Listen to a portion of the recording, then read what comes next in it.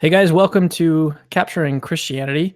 I'm just waiting actually for this live broadcast to start here. That way I can mute it because we don't have any moderators today. So I've got to basically watch the live chat myself, and it shouldn't create any problems at all. I just wanted to make sure that we could get that done and out of the way before we begin. All right, so hello, YouTube and podcast listeners. Today I'm joined by Michael from Inspiring Philosophy to talk about the beginning chapters of Genesis. Do they teach that the universe is young or that the earth is young? What about Adam and Eve? We're going to be talking about all these questions today. Michael, for those of you that don't know, is the founder of Inspiring Philosophy, the YouTube channel. His channel currently features 150 videos or so. I think it's at like 148 right now, on a variety of topics relating to apologetics, like Jesus' resurrection. I think the videos that you started putting out first were on the ontological argument. You've put out some really great stuff on the moral argument. And you also have 85,000 subscribers right now on your channel, which is awesome. I'm really happy that it's so popular. Your most popular video, I was looking that up today, is the Book of Job Explained. You're at about 850,000 views on that one, coming up on 1 million. That's just awesome. So congrats on your success, Michael. Oh, and then thanks. I don't know. Obviously, yeah, thanks for coming on too. Yeah, thanks for having me. I don't know how I got this big. It just happened. I haven't tried. I don't know what the secret is, but somehow this is where I am. Yeah, well, I mentioned like in an interview that I did with another like Christian who was just interviewing a bunch of different younger Christian apologists who are starting to come on the scene. And one of the questions that he asked me was like, what should new Christians that are getting into apologetics be focused on?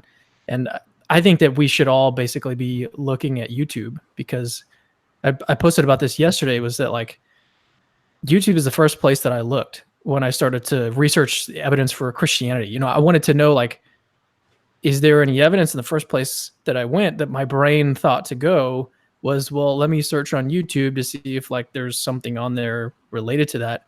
And I think that we apologists need to like recognize that, well, basically for sort of practical reasons, you know, if young people are going to YouTube to look for evidence for Christianity for or against, then we need to be there to give them that content. You know, it's not just having a website or a blog where you post about stuff, but creating YouTube videos. I don't know. I think it's really important. So I'm really happy to see people like you, Michael, who have, you know, almost 100,000 subscribers defending Christianity. It's just really, really encouraging. Well, so as you guys are watching, we're going to take questions from the live audience. And this is what I was mentioning earlier, is that I'll be watching the live chat as we go throughout the interview, but later on, like the second half of the interview, we're going to be answering your questions. So try to save them. Don't post them right now, because I want to be able to focus on the first half of the interview. So I'll ask them toward the end, and I'll start to put them down, but I'm not going to be checking the live chat right now. I will later on. So when you have questions, think about them, put them in your mind, maybe even write them down somewhere. And then when I ask later on, go ahead and write them in the live chat, so that way I can look at them and make sure to get your question in the queue. So before we officially begin this interview, talking about Genesis, understanding it, how to read it, I want to quickly remind everybody that Capturing Christianity is a crowd-funded ministry. So if Capturing Christianity has been a blessing to you in any way, please consider becoming a monthly supporter. And what that means is that if you support the ministry, we can put out more content, more live discussions, more podcast episodes, more articles, more of these little short videos that we've been doing that have been wildly successful. And, you know, not everyone is called to be a content creator. Even if you're interested in apologetics, some of us, our role in the kingdom is to basically give to others and to help support ministries like this and help them continue to function. And even throughout the New Testament, you see Paul and the rest of the disciples, and even Jesus himself, relied on the financial support of other believers. And so if you feel that God is pulling you in that direction, you want to help a ministry that's aimed at exposing the intellectual side of Christian belief, then head over to patreon.com/capturingchristianity and sign up to become a monthly supporter. You know, the same is true for Michael. He also has a Patreon, so head over to his as well. But if you're feeling called to support a ministry like this, we need your help. We need to get this content out. And so the link to that is also in the description of the video if you want a quick access there. But that aside, let's go ahead and get into the interview. So, Michael, take about like 60 seconds and inform the audience, anyone who might not know who you are, and a little of your background. Also mention like, I think that you grew up a Christian, but you grew up a certain type of Christian, and how that impacted where you are now and the type of videos that you create. Yeah. So like, why are you so interested in defending your faith? Right. So yeah, I grew up in a pretty fundamentalist church, rapture theologies, 7-day, 6,000-year-old creation ideas. And I was also pretty socially awkward growing up. So I got picked on a lot in church. So I kind of grew up in not liking to go to church. And so it just put like a bad taste in my mouth. I once had to go from church to the hospital because I got a concussion because I was kind of thrown down the stairs a little bit. So yeah, not a good experience. And because of that, I started trying to find ways to attack Christianity when I got into my early teens and whatnot. I may just be luck or fate, but I ended up reading really bad arguments, mainly from like Jesus mysticists, people that argued Horus and Mithra and all this stuff. And the internet was still pretty young back then, so I didn't really find many better arguments. So I thought the arguments against Christianity were pretty bad, and then I eventually started studying more C.S. Lewis. I came across tectonics.org. I read a lot of the arguments on there and other sources. And eventually, slowly but surely, during my days in the military, I became a Christian again. That got me interested in it. I kind of fell into young earth creationism for a little while, got out of that because I was really trying to study this stuff as much as I possibly can. But what got me interested in it was just trying to find answers, originally trying to attack Christianity and look for arguments against it. That didn't work out. And so then, my channel basically got started because I wanted to share a lot of the information I have and give a Christian alternative to the atheist side that's flooded YouTube as of late.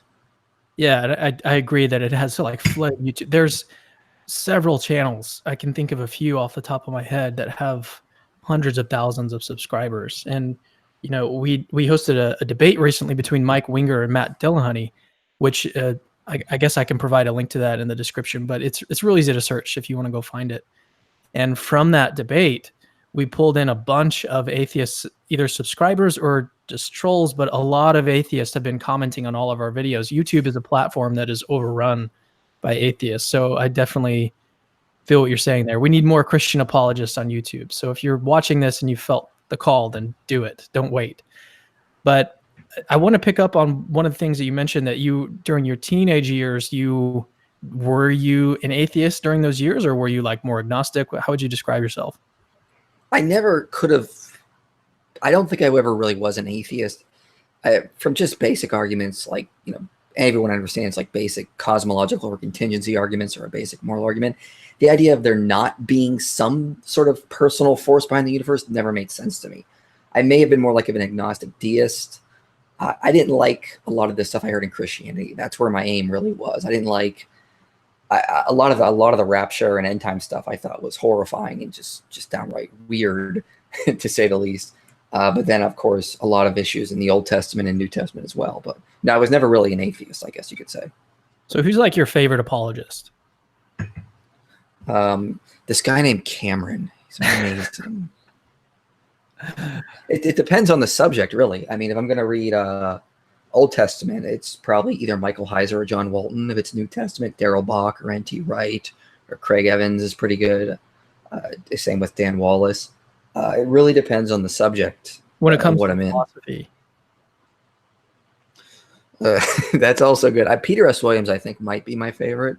Interesting. I do like him pretty well. Yeah, I think what I like him is he really just sort of hammers in a lot of points. If you read his articles, he just tries to throw in as much information as he can. That's true. Yeah. And some of the stuff that he says is really technical, but he has a way of explaining it in layman's terms. I really appreciate that about him too. All right. Well, let's get into the subject matter for today. We're talking about Genesis, how to understand it. Is it compatible with evolution? What about Adam and Eve? Are they historical people? So before we get into actually understanding what Genesis says, what should we keep in mind, like as background knowledge, before we even start this whole project? Right. We have to remember something that's very hard to get in our heads, is that the the book of Genesis, the Pentateuch, all the books of the Bible were written in a completely different culture than our own. It wasn't written with a modern Western understanding in mind. So the cultural background would be texts like the Enuma Elish, the Akkadian Atrahasis, Egyptian texts. There's a lot of parallels in Genesis and Exodus to Egyptian motifs and customs, whatnot, which is a good argument for the reliability of it with regards to being in Egypt. But this is the cultural background. This is something that scholars like Michael Heiser and John Walton really try to emphasize. If you're going to read Genesis, you have to understand the cultures that it came from, or this parallel cultures to it. So if you take something like the Enuma Elish, another creation story about these pagan gods creating the world, well, they don't really create so much, is that they more like just sort of reorder things. So it opens with like saying when like the waters were not divided, the gods have not been named, but they're already materially in existence. Same with you read like the Atrahasis or Eridu Genesis. It's very much more focusing on how the gods sort of ordered and structured things. They didn't ask in the ancient world where matter came from, where space and time came from. They tend to assume these things were already in existence. Most of them sort of assume like there being this endless watery chaos from infinite past. So they didn't really care or ask where these material creation things came from. They were more interested in when things were ordered properly, when things started to be used by human civilizations, when did the gods sort of take their throne on high, these types of things. We will look at Genesis and we go, well, it has to be about material creation because that's what we're asking today. Well, the ancients really didn't care so much about these types of things. So maybe Genesis is talking about material creation, maybe it isn't. But at least in the surrounding culture before we get into Genesis, that's the sort of questions they were asking. It wasn't the same as what we're asking. Yeah, on that note, like I think people tend to do that even nowadays. Like we have different questions that interest us that we're more interested in than people of a different culture. Back in even the New Testament times, this is something that I was looking at and thinking about as I was reading through Matthew, doing a study on Matthew, is that like it came to the Passion narrative, and there's actually not a whole lot of detail there about like what the crucifixion was like. It doesn't explain all the graphic, gory details of crucifixion, how excruciating the pain was, and all that stuff. Which is, when you listen to any sermon these days describing like the crucifixion, and even the movie, the Passion of the Christ, is all about these gory details of how awful it was and the pain and everything. But then when you read the account in Matthew, it's like 2 sentences. He was crucified. Like that's, I think what that does is that it shows that the authors during that time just had different things that they were interested in, right? They were interested in telling a story of redemption and what it all meant, instead of focusing and narrowing in on these little graphic details about crucifixion and how awful it was. But today in our culture, maybe that's something to think about. Like, why are we so focused on gory details? But I think that it highlights the fact that we are interested in different questions. So we have to keep that in mind, is that if they were interested in different questions, answering different questions, then we have to, ask what were they interested in? What were they trying to answer? What questions were they trying to answer? And maybe those questions aren't the same questions that we're interested in. So I think that's a really, really relevant point. So going back to some of the videos that you've done on evolution, Christianity and stuff, we were talking about this right before we went live. You have 2 videos that you've done, really 3 if we include the one on Imago Dei. And one of my favorite ones that you've done is it's titled, "Can You Be a Christian and Believe in Evolution?" And in that one, you present a case that Christianity and evolution are 100% compatible. So just briefly explain what that case is for the audience. Right. So that doesn't really look so much at Genesis because there's really 2 questions when people ask that. They're asking, is Christianity compatible with evolution? And is evolution compatible with Christianity? The second question is more what I was focusing on in that video, because people tend to think, well, evolution is this random contingent process. Just everything comes about by accident. That's not really how God works. And I was, well, true, but that's only one theory with regards to evolution. There's multiple theories with regards to evolution and how life can evolve and come about. So in that video, I focused in on a theory of evolution called structuralism. And what structuralists argue is that there are certain features within nature, certain processes that cause certain structures and features to sort of come about inevitably. So if neo-Darwinism is true, this theory of evolution, you rewind the tape of life back to zero and start over, you probably wouldn't get human life again or anything remotely similar because it's all random historical contingency. Just everything came about by chance. On a theory of evolution under structuralism, if you rewind the tape of life back to zero and start over, you would get human life again or something extremely close or similar again and again. And the reason is because evolution has been fine-tuned by nature, by certain natural laws, to bring about certain structures, certain life forms, certain features. And I would argue that theory of evolution is completely compatible with Christianity and theism in general, because just like we use the fine-tuning argument, we then take the fine-tuning argument with this theory of evolution one step further, and we say, not only is the universe fine-tuned for life, it's fine-tuned to bring about life, and specifically human life eventually. And that very much is compatible with evolution, or with Christianity, and it does support more of the fine-tuning argument. It's more evidence added to the fine-tuning argument. Yeah, God is sort of like the ground or the foundation of why there's this natural law that sort of makes it the case that most of these animals, when they evolve throughout the years, millions of years, billions of years, however long, they tend toward these different structures. And so what you're saying is sort of that like God would be the foundation or like the reason why that natural law is in existence in the first place. Exactly. And yeah, just human life is inevitable. This is something we see in Simon Conway Morris, Michael Denton, even Stephen Jay Gould. Remember, Stephen Jay Gould was a hardcore neo-Darwinist, a functionalist, and the evidence for structuralism was so overpowering towards the end of his life, he became a structuralist and said if he could just get rid of all of his previous work supporting functionalism, he would, because structuralism there's just so much evidence for it. So that was quite powerful. And this guy wasn't a Christian or a theist at all, but the evidence was so strong, he just became a structuralist. So that's more like the evolutionary side of things, which is one big objection that a lot of Christians have.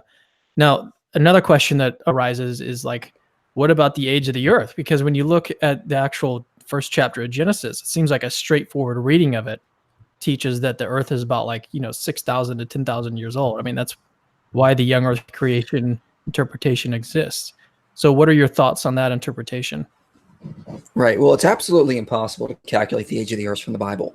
And I can prove it to you just by looking at Luke chapter 3. Because between Shem and Abraham, Luke includes a third generation that's not in Genesis 10 or Genesis 11. Someone named Canaan, who is the son of Arphaxad. In Genesis 10, they skip over that generation. Okay, so if they were really worried about exact chronology, getting really back to the actual age, well, they obviously leave out gaps in Genesis 10. And I think they do that on purpose, because from Adam to Noah, there's 10 generations. From Shem to Abraham, 10 generations. In Genesis, you see two perfect sets of 10, much like what Matthew does in his genealogy, was 3 sets of 14 from Abraham to Christ. It's just they're fudging the numbers to get symbolic numbers and symbolic meanings. And there's a lot more I could go into that, especially when you start looking at the Sumerian sexagesimal counting system and the ages specifically. It's not meant to be exact chronology. So you can't get the age of the earth from there. They're not aiming to do that. The other important thing is Genesis 1, verse 1 to 3, really does not stating it was an absolute beginning point. This is something that is more scholars are starting to realize when you start looking at the original Hebrew. The very first word that we translate in the beginning really does not mean an absolute beginning point. John Salhammer looks at this word in other places in the Bible, and it shows up to mean like a duration of time. It shows up to mean like some sort of like unfolding process or just a long period or whatnot. It doesn't mean an absolute beginning point. And so most scholars, when they look at Genesis 1 nowadays, who are looking at the syntax of Genesis 1, I'm talking about like Robert Alter, Robert E. Holmstead, Ben Stanhope, John Salhammer, are arguing that Genesis 1:1 really should be translated as when God began to create the heavens and the earth. The earth was formless and void.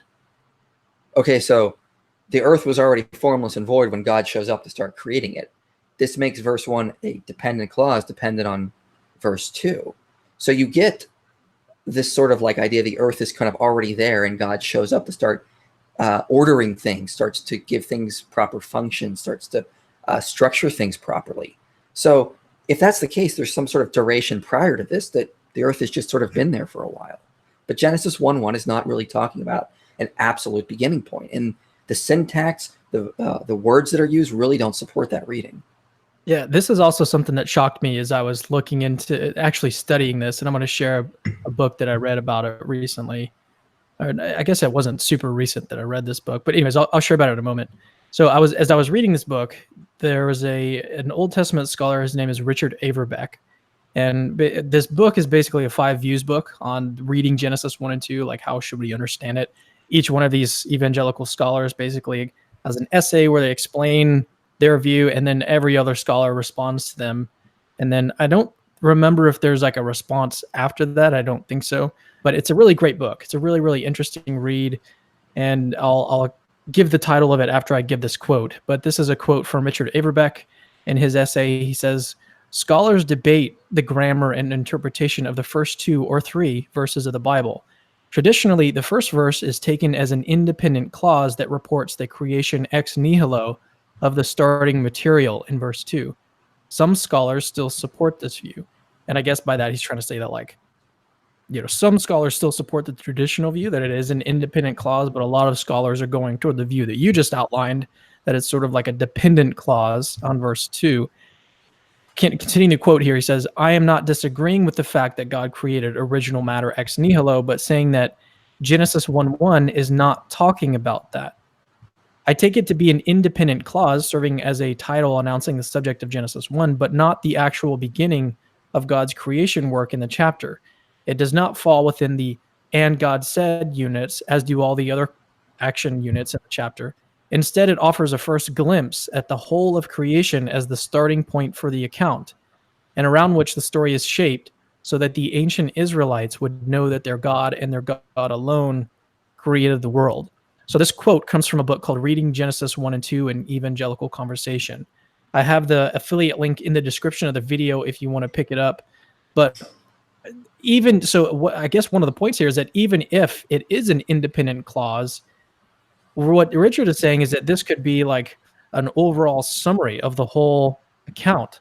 And if this is true, then it's not a separate act of creation, basically, which is what a lot of Christians sort of assume when you're looking at it, because in verse 2, something already exists. But if verse 1 is an overall, when God created the heavens and the earth, if that's like a summary of everything, that's not a separate act of creation. But then in verse 2, something already exists. So then we're not actually told in this narrative, the Genesis narrative, how old the earth is or how old the universe is. So, yeah, any thoughts on that? Right. I mean, a lot of other our scholars still think it is an independent clause. I do take the dependent clause view. So that's something I disagree with John Walton on. But basically, what you would have if it's a dependent clause, you would have verse 1 as a dependent clause, verse 2 is a circumstantial clause, and then you get to the main clause in verse 3 when God said, "Let there be light." This dependent circumstantial main clause is the exact same formula you see in the Enuma Elish, the Akkadian Atrahasis, Assyrian Carrefour tablet, and the creation of the garden starting in Genesis 2:5. Dependent circumstantial main, yet again. This is how you open a standard creation account from the ancient Near East. So, again, going on the cultural context, we would expect it to be a dependent clause. And, as someone like Robert D. Homestead says, he says an absolute beginning cannot be derived from the grammar of the verse. The syntax just simply doesn't allow it.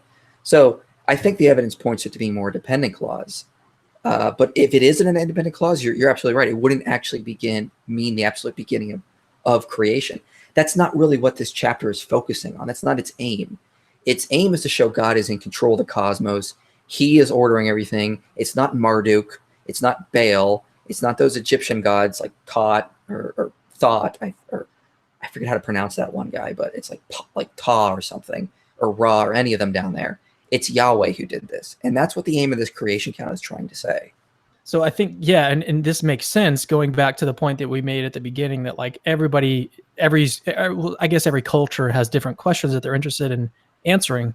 And so their question was, well, who organized all this stuff, basically? And our question that we want answered is, where did it all come from? And so that's what we look for when we read this text is, did God create the whole universe? Is that where, did God actually create out of nothing? Is that what this text is trying to teach us? And I think this just highlights again that there's a different dynamic going on. There's different questions that are being asked, different questions that are being answered. So another thing that I found that was interesting as I was reading through this book, this 5 views book, which, by the way, one of the guys in there is a young earth creationist, and he has some pretty sharp words for the other guys. But as I was reading through this, I learned that, like, so when you read Genesis 1 and you get to day 7, you're kind of like, okay, why is God resting? You know, like, God is supposed to be omnipotent. Why does he need a rest? That makes doesn't make a whole lot of sense, right? Is he like exhausted? Did he? Yeah, I don't know. So anyway, so when you read through day 7, though, what like these scholars are pointing out is that instead of being like the most bizarre day out of the week, or out of the creation account, this is actually one of the more important days. And so here's another quote from Old Testament scholar John Walton, who is actually one of the contributing authors in this book. Quote, in the ancient world, as soon as rest is mentioned in connection with God, everyone would have known exactly what sort of text this was. Gods rest in temples, and temples are built so that gods can rest in them. End quote. So in other words, day 7, the day of rest, is instead of being undervalued, turns out to be like the most important. And rest does not indicate that God was like physically exhausted from creating the universe.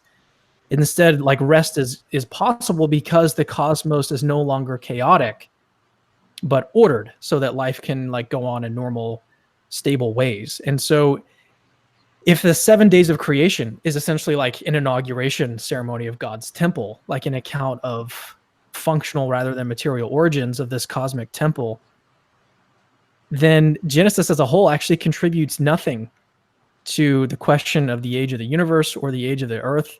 And this does not mean that God didn't create everything, but that Genesis 1 and 2 is not really telling that story. It's telling a different story. So yeah, what are your thoughts on that? The day 7 thing, the whole rest thing and everything. Did that also shock you to learn all that stuff too? Well, I thought it made more sense when you understand the cultural context, when they talk about the pagan worshippers, the god taking rest in his temple. They're talking about him taking up residence. And so what the authors of Genesis is saying is that this is God taking residence in what he just did. He turned the cosmos into his temple, and now he takes up residence. It can also refer to ceasing. So like Job 32:1, Job ceased answering his friends. Same word. Joshua 5:12, the manna ceased. Day and night will not cease. Genesis 8:22, same word there. So it could also just refer to God ceasing, taking up residence, that kind of thing. It fits with the cultural context, again, of God taking up residence in the temple he just inaugurated. We have to remember, in the ancient world, 7-day motifs were used for temple inaugurations. So the Gudea cylinders report this. Solomon's temple was built in 7 years. There's a lot of 7 symbolism in that as well. So I think it just fits more with the cultural context. Understand this is God taking up residence in his temple. So guys, we are about to, I have one more question for Michael, and then we're going to switch to live questions for you guys. So if you have a question, write it down in the live chat. I'm going to be monitoring it as we speak, or as I ask this last question. And as Michael is answering, I'm going to be taking your questions and put them down. So anything that you've written, any question that you've had before this point, make sure to retype it out so that way I can put it in my little list here. So here's the question, Michael. Do you think that Genesis depicts Adam and Eve as real historical figures? Yes. Oh, you want more? Okay. Yeah, absolutely. I think it's very clear they are depicted as real people, especially in Genesis 3. I mean, who's talking to Satan in Genesis 3? It has to be 2 literal people. I think that basically what we're getting here is we're getting Adam as being put into the garden as like a first priest king. A lot of early scholars talk about him as a priest king. And then God notes he needs a helper. That word for helper is very hard for translators to get their heads around because it really shows up in the Bible and other places, but only when it's referring to a military sustainer. So why does Adam need a help with his military sustaining? Well, it's a lot more is going on in Genesis when we start looking at the Hebrew. But yeah, I think they are literal people. I think they're being described in sort of like allegorical or metaphorical terms. And there's a clue right in Genesis 2. Genesis 2:24 says, a man shall leave his father and mother, join to his wife, and the two shall become one flesh. Okay, obviously marriage is a very real thing. It's really not joining of fleshes together. Okay, we're not becoming Siamese twins here. So just like the marriage union is described as in metaphorical terms, but as a real thing, I think that's the same thing going on with Adam and Eve. If I told you I had a friend who was made of muscle, he was all brains, you'd understand my friend is very real, but I'm not describing him literally. And I think when we look at what's being described as Eve being the side of Adam, Adam being the dust, you get the same kind of idea. And there's a lot of other clues in the text that point to that. But yeah, I do believe there really was an Adam and an Eve. There's no reason to doubt that. And taking a theistic evolutionist stance doesn't mean you have to doubt that. Okay, so let's move to live questions from the audience. This one comes from Isaiah Armstrong, which he's probably going to be posting a bunch. He's really active on the chat right now. His question is, why did Moses put the creation into 7 days?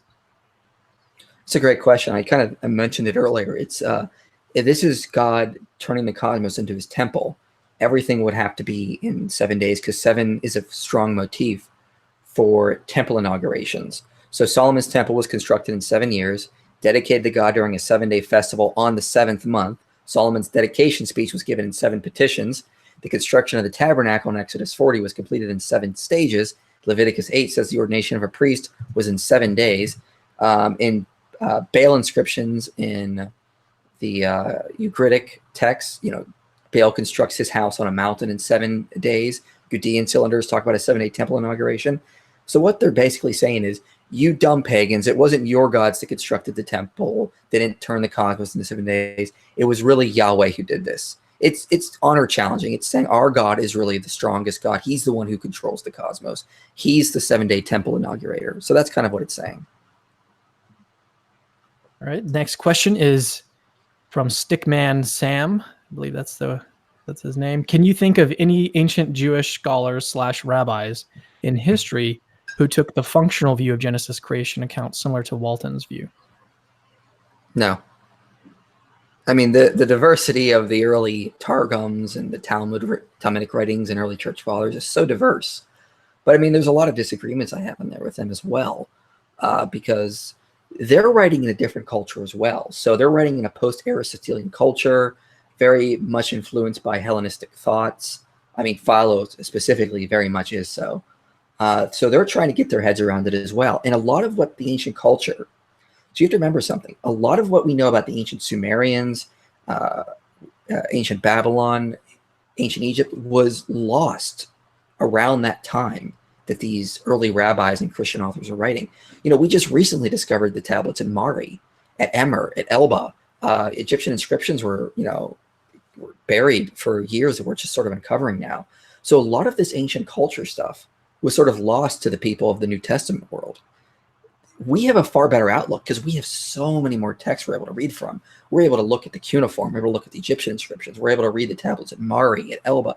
Emer is a very important city with regards to understanding biblical feasts and biblical customs. There's a lot of similarities there. So I think today we have a far better outlook on what's going on there than people in the New Testament world did, other than Jesus, of course, because he was omniscient. But he was focusing more on the completion of the law, not trying to explain things like this. He knew his goals and his tasks, and that's what he was focusing on. Right. And these are the questions, again, that we're interested in, and that they were not necessarily interested in back in the day. And so that's why the different questions are being answered. So this is the third one. Joshua Vincent asks, how do we respond to Muslims that say Yahweh and Allah are one and the same? I guess that's really off topic, but do you have any thoughts on that? Well, I mean, you just got to read the stories in the Quran. They're very different. It's not Isaac that's sacrificed or set up to be sacrificed. It's Ishmael. They add extra stories. They have different ways they can go around. So it's a different history in a lot of ways. Obviously, this is, God is not telling 2 different stories, 2 different cultures. This has to be coming from 2 different deities, I guess you could say, so to speak, or 2 different sources. So it's hard to really say that, the God of the Quran is the God of the Bible. There's difference in customs, difference in commands, difference in history. This is not the same God. Yeah, my view on that is that I don't really care if you want to say there's the same or not. I think that there's enough differences, and I think that there's reasons to think that Islam is false, and also that Christianity is true. So, I mean, that's ultimately what it comes down to, not whether or not you worship the same God, or if you want to call him the same thing. That to me comes more of like sort of like a semantic or like a language thing that's going on. That's like not as interesting as whether or not this thing is true, sort of thing. So let's move on to another question. In this one, I'm actually moving up. in the queue because we were planning on addressing it, but we didn't get around to it. This one comes from Marcus Manus question. Anyways, how do you respond to William Lane Craig's critiques of the functional view? I'll beat my head against the wall. I've watched his videos where he's going through his defenders class and he's trying to respond to Walton, and I'm like, really? This is the best you can do? I mean, just take how he tries to respond to Walton on the word bara. He said, Walton points out bara does not really mean creation out of nothing or material creation. It never necessarily means that. And so then what does Craig do? He turns around and says, well, it means that in Genesis 1. No, you're assuming your conclusion, Craig. You actually have to show other contexts to show that is what it means in Genesis 1, because we're calling into question if that's really what's happening in Genesis 1. And Walton notes several places where it cannot mean material creation, like Psalm 51, created me a clean heart. Isaiah 42 or 43 says, I've created Israel, I've called Jacob. Okay, God formed the nation of Israel. He didn't create them out of nothing or whatnot. It seems to be more referring to God sort of assembling and ordering and structuring the nation. That's what the context of Isaiah 43 is. Isaiah 57 talks about God borrowing the fruits of the lips, putting praise upon the lips of Israel. And then, of course, my favorite one, Isaiah 65, says, I will create Jerusalem to be a place of delight. Okay, God is obviously assigning Jerusalem the task of being a place of delight. It's obviously talking about assigning functions. Never once in the text, anywhere, does bara ever mean necessarily. It could, but it never necessarily has to be understood as material creation. And there are places it necessarily has to mean assigning functions, or ordering, or calling, or electing. So, I don't think Craig really deals with that objection quite well. And he doesn't really understand Walton's when he's talking about functional origins.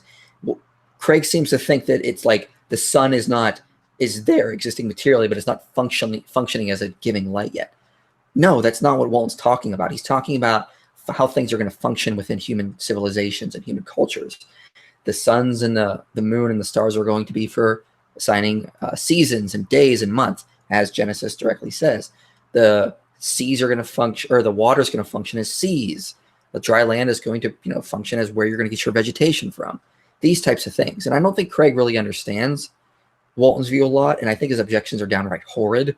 I mean, they're not well thought out. I don't think he spent a lot of time with Walton's work, unfortunately. And I would have expected more from Craig, and it's really kind of disappointing when I was watching his critique.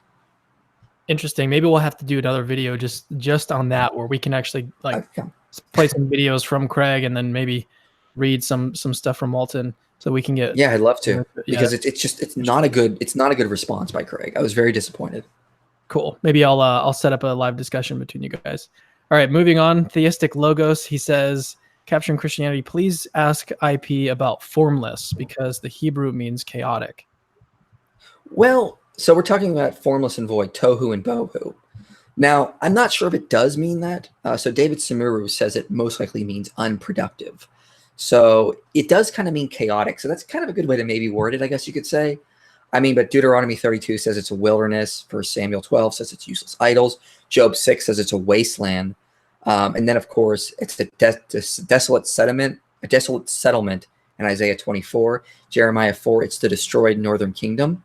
So really what Genesis is saying is when God began to bara the heavens and the earth was unproductive and waste. So it kind of talks about, this sort of chaotic earth kind of wilderness, and God shows up to order things properly and get human civilizations going. So yeah, it does kind of mean chaotic, wilderness, wasteland, that kind of thing. That's more or less what it captures. So this one is from Stickman Sam. I think it's his second question. He says, at which point in history do you think God took 7 days to declare functions for creation?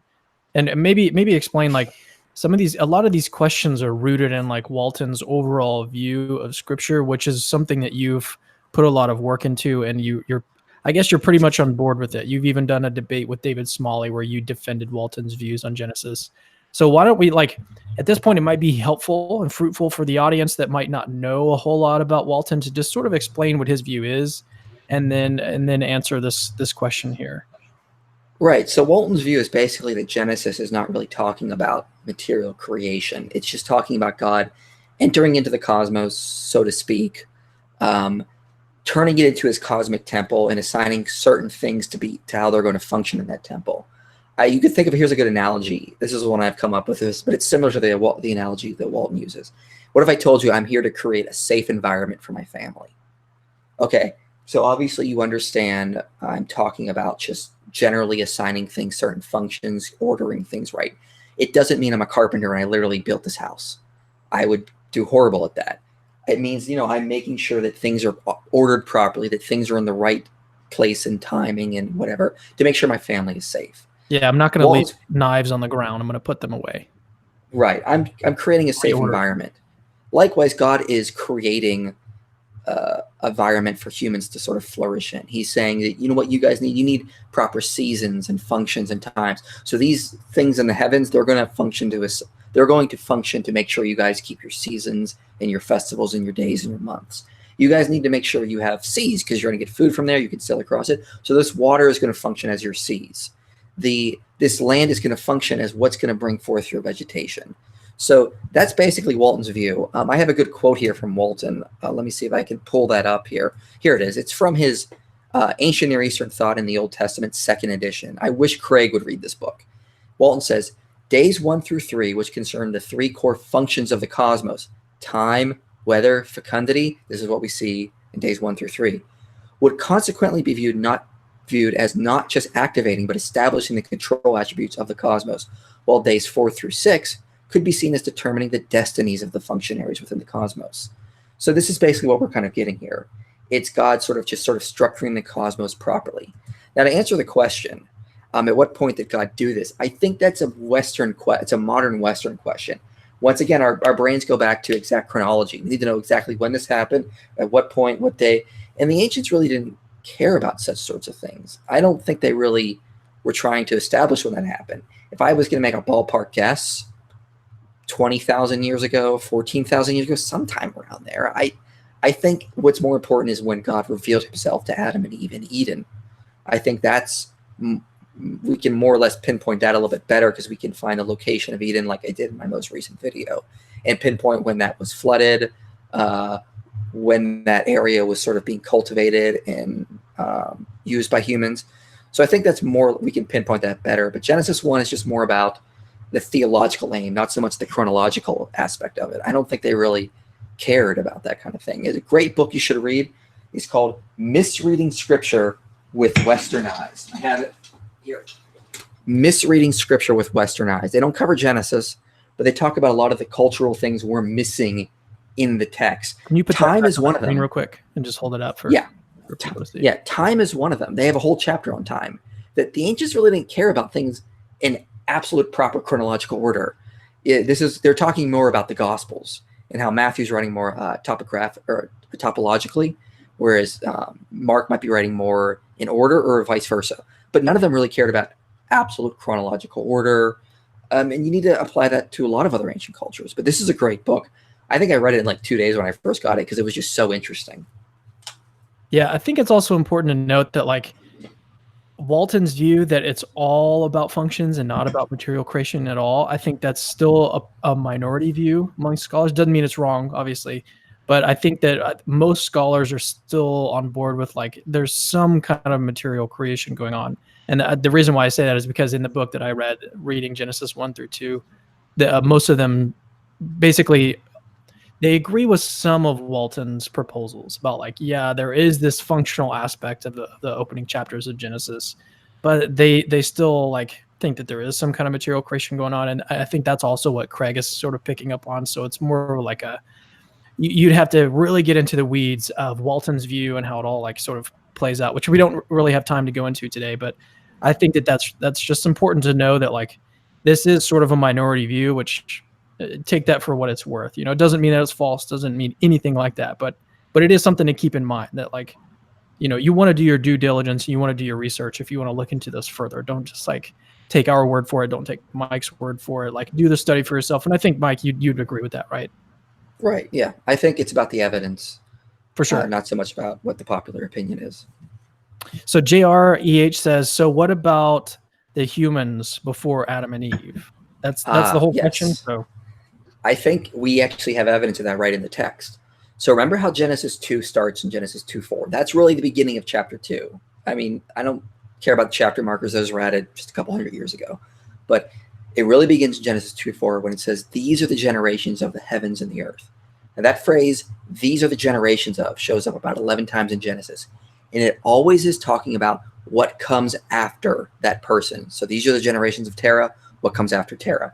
These are the generations of Ishmael, what comes after Ishmael. That logically follows, that's the exact same thing Genesis 2 is saying. Genesis 2 is a sequel to what happens in Genesis 1. It's not a recap. It's not something to fill in details. It literally is supposed to take place immediately after Genesis 1 is over. So that implies all the humans mentioned in Genesis 1:27 are not Adam and Eve. Adam and Eve are appointed to their positions later. So God is saying all the humans alive at this time are now my image, not all that's just the descendants of Adam and Eve. So Michael Heiser says, the human beings of Genesis 1 are not in the Garden in Eden. There is no Garden of Eden in Genesis 1. The command to subdue the earth would speak of the whole earth, wherever humans are, not Eden. Okay. Genesis 2 describes a distinct and separate creation of two humans. So that's Michael Heiser, and he's basically pointing out that what we have in Genesis 1 is a calling of all humans to be the image of God. Then chapter 2 begins. Then the next phase of God's creation starts. I'm going to plant a garden in this place called Eden, and I'm going to elect two humans to work it and be my priest kings over it all. The next question is from Isaiah Armstrong. He says, what does IP think of intelligent design? Which is sort of still on topic, I guess, because we did talk about evolution a little bit.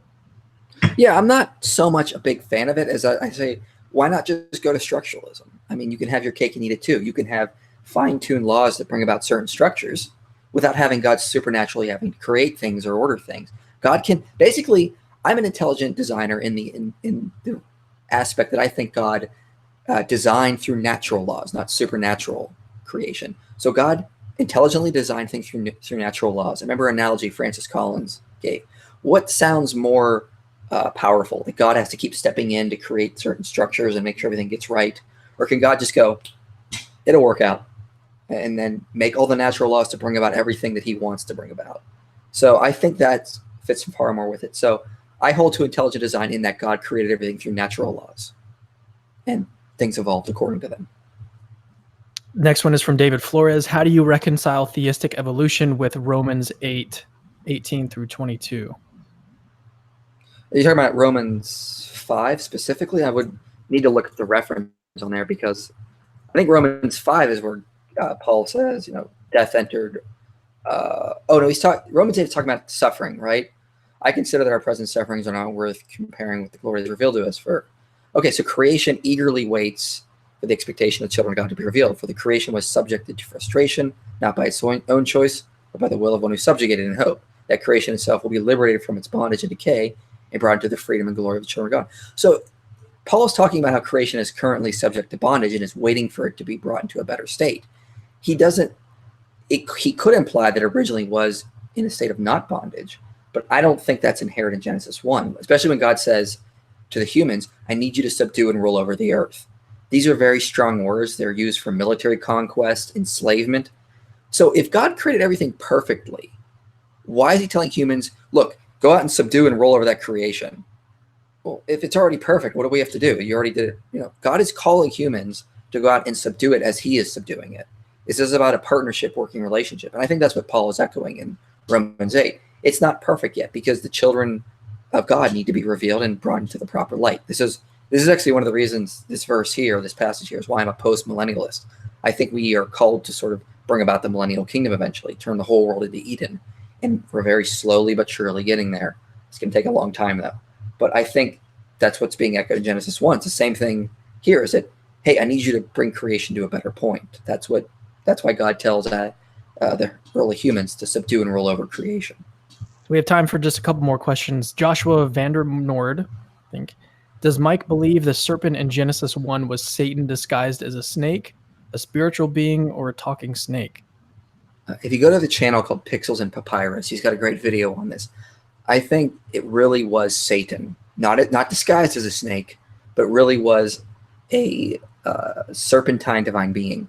So if you look at depictions of a seraphim in the ancient Near East, they're depicted as serpents on Jewish seals. The word seraph shows up in the Bible about 7 or 8 times. Only in Isaiah 6 is it really referring to a divine being. Everywhere else is referring to serpents, fiery serpents specifically. So I think what a seraph is it's like a divine serpentine being.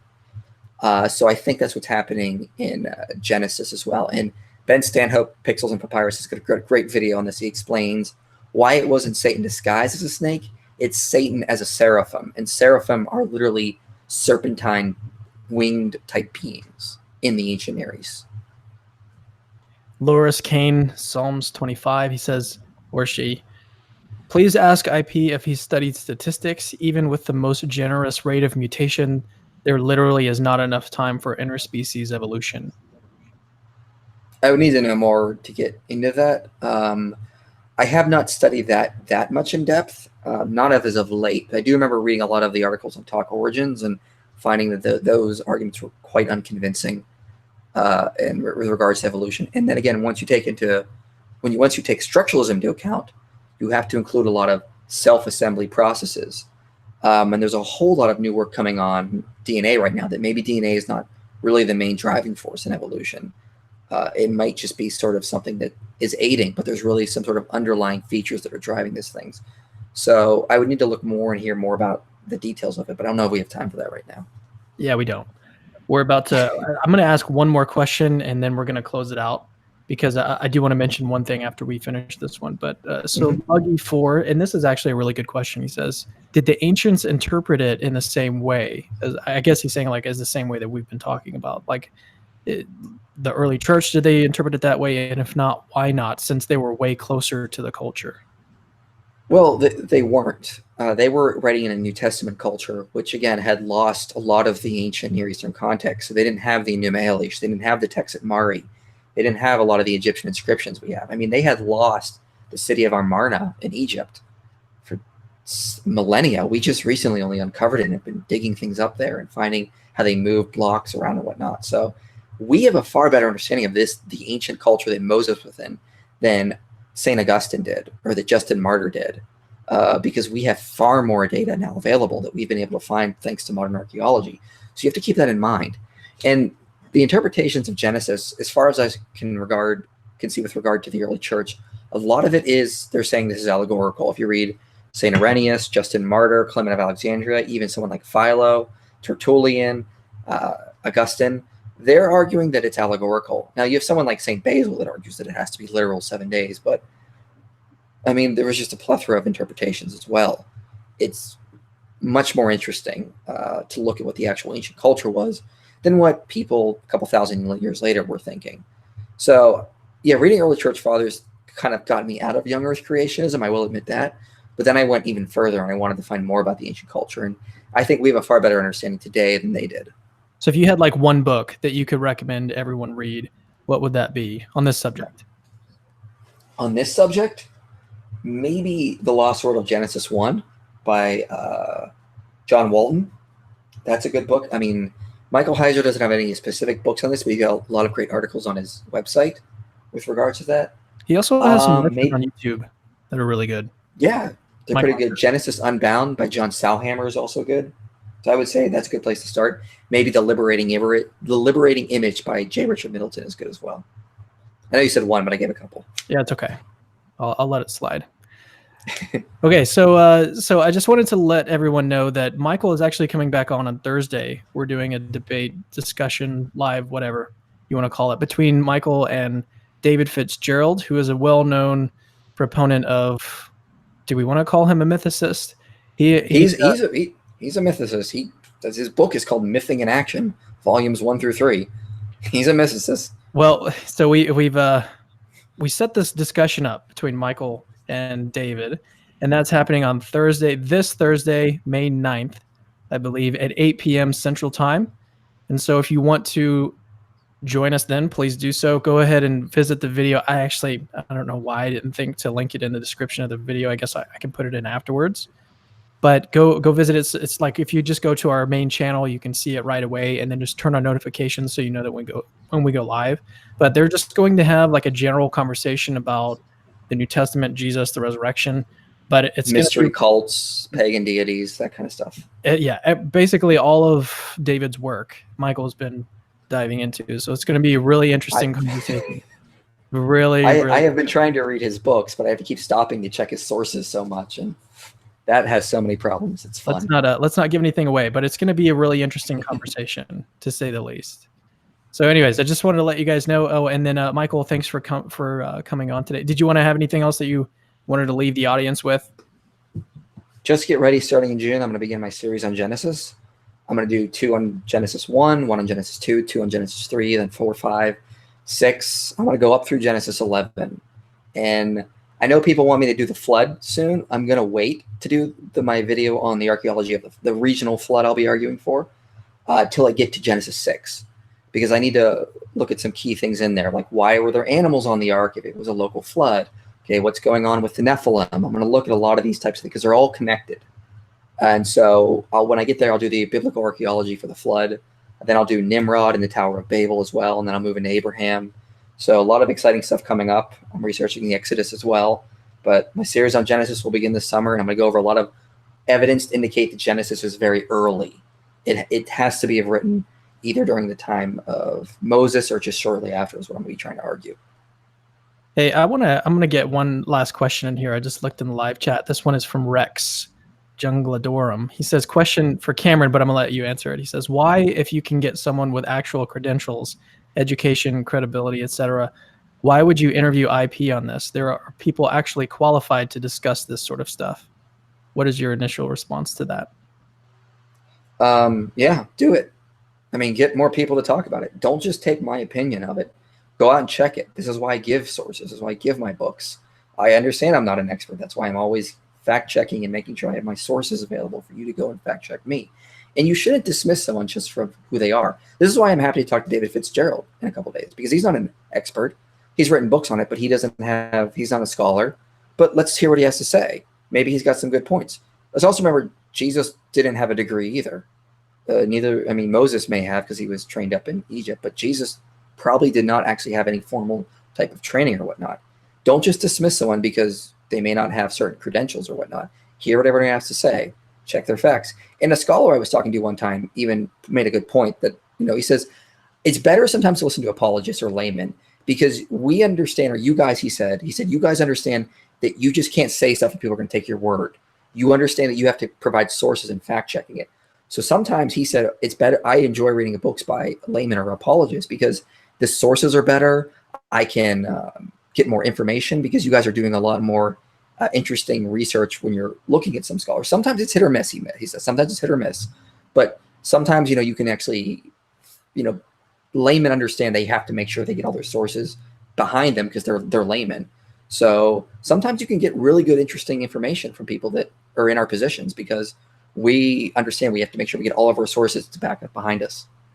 Yeah, so I'll just say two things. So yeah, first of all, I think that it's obvious that I could have gone with someone who has credentials, and maybe I will. And I think that's something that I'll definitely investigate and try to get someone on, maybe a John Walton, maybe a Richard Averbeck, maybe John C. Collins. There's a lot of people that we could interview on this subject. So this by no means, by interviewing Michael, does that mean that I'm never going to interview anyone else about this subject? That doesn't rule that out at all. But one of the reasons why I wanted to interview Michael specifically on this is because, if you listen to him talk, he does his research. And so part of this is sort of didactic. It's sort of instructive on other lay Christians who are interested in these types of questions.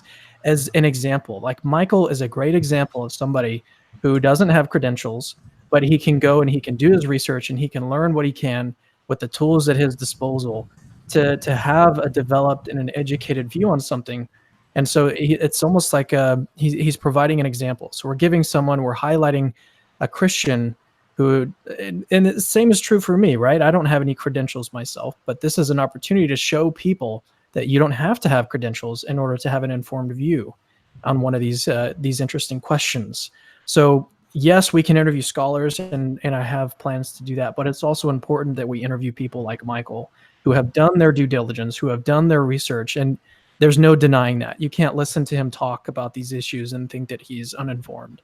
So anyways, I think that it's really important that we not only interview scholars, but we also interview people who don't have the degrees, because having credentials behind your name don't necessarily mean that A, you're smart, or B, you know what you're talking about, right? You can have credentials and be a complete moron. All you got to do is have money sometimes to get those credentials behind your name. So having credentials is not necessarily something that's going to make you right or have an informed opinion or even a good or right opinion. So anyways, yeah, hopefully that answers some of your question there, buddy. All right, so let's go ahead and close out the discussion for today. So thanks, guys. Thanks again for joining us on Capturing Christianity. We'll see you around. Don't forget to check us out on Thursday, the discussion between Mike and David. And then just be on the lookout for all of our other content that we're putting out. Also, follow us on all of our social media stuff, Facebook, Twitter, SoundCloud. We have a podcast there as well. Actually, this is something I'll just mention real quickly. I haven't posted this anywhere. We recorded a monster 5-part series on the evidence for the resurrection, and we had plans to release it like at the beginning of April. And I recorded it with Callum Miller, Dr. Callum Miller, and I'm forgetting his last name, but I'll get you the other guys. Both of these guys, and they just wrote a book together on the evidence for the resurrection. And it's a really incredible series, 5-part series, super long, super informative. My editor, my sound producer, podcast producer, he's a producer of the podcast. He was saying that this series, the 5-part series, is his favorite of everything that we've done so far. So that'll be releasing soon. So make sure to check us out on SoundCloud. Just search for Capturing Christianity on SoundCloud so you can get updates right when we go live there and we release those new episodes. So anyways, thanks guys for watching today, and we'll see you later.